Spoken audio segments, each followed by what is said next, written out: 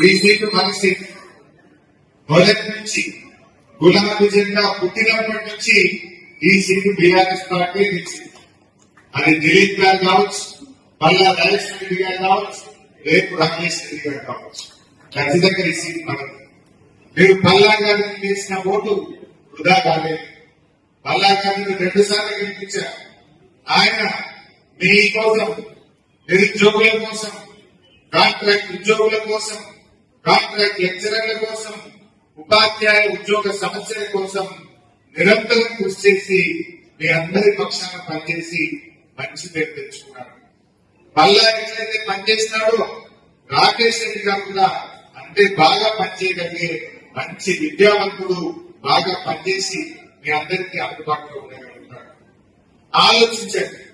ఏ రకంగా చూసినా మనకి రాష్ట్రంలో ఏ రకంగా చూసినా, అభ్యర్థుల పరంగా చూసినా, పార్టీ పరంగా చూసినా ఇలా రాకేష్ రెడ్డి గారికి గెలవాల్సినటువంటి అవసరం ఉంది. కాంగ్రెస్ పార్టీ దాని నిజస్వరూపం బయటపడదు. 6 నెలల్లోనే కాంగ్రెస్ పార్టీ దాని మోసాలన్నీ కూడా బట్టబయలేదు. అందరినీ మోసం చేసింది. మహిళలకు మోసం, నిరుద్యోగులకు మోసం, విద్యార్థులకు మోసం, ఉద్యోగులు ఉపాధ్యాయులకు మోసం చేసింది. ఒక్క హామీ నిలబెట్టిందా మీరు ఆలోచించండి. చెప్పిందేమో చేస్తాడంట, చేసిందేమో ఆవగిందంట. 6 గ్యారెంటీలు అన్నారు. వాయిన పేపర్ల మీద రాసింది అందరి చేతుల్లో పెట్టారు. నమ్మించారు. నమ్మి గెలిచిన తర్వాత ఇలా చేతులెత్తింది కాంగ్రెస్ పార్టీ. ఏం చెప్పారు? 6కి 5 అయినాయట. 5 అయినాయా? 6కి 5 అయినాయే. మీరే చెప్పాలి. మొదటి హామీ మహిళలకు మహాలక్ష్మి కింద 2500 వచ్చినాయా? వచ్చినాయే.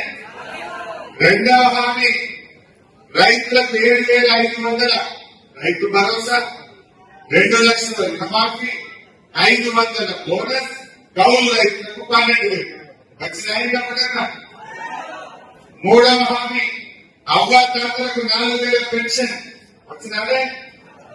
5వ హామీ పేదలందరికీ ఇల్లు వచ్చినాయా? ఒక్కటి. అందరినీ మోసం చేశారు. ముఖ్యంగా విజ్ఞానవంతులు, మేధావులు, విద్యావంతులు, గ్రాడ్యుయేట్లు ఇలా మీరు ఆలోచించారు. ఇలా విద్యార్థులకు ఏం చెప్పారు? 5 లక్షల విద్యార్థి భరోసా సాగిస్తామన్నారు.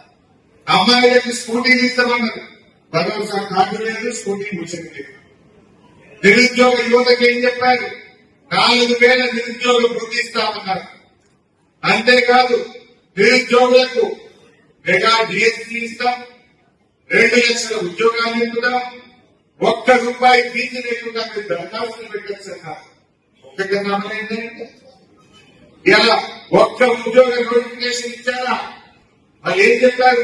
నిరుద్యోగులకు 6 నెలల్లో జాబ్ క్యాలెండర్ ఎందుకు ఇవ్వలేదో ఇలా కాంగ్రెస్ పార్టీ సమాధానం చెప్పాలి. అసలైన తొలి వెలుగు. ఫాలో వాట్సాప్ @తొలి వెలుగు అఫీషియల్.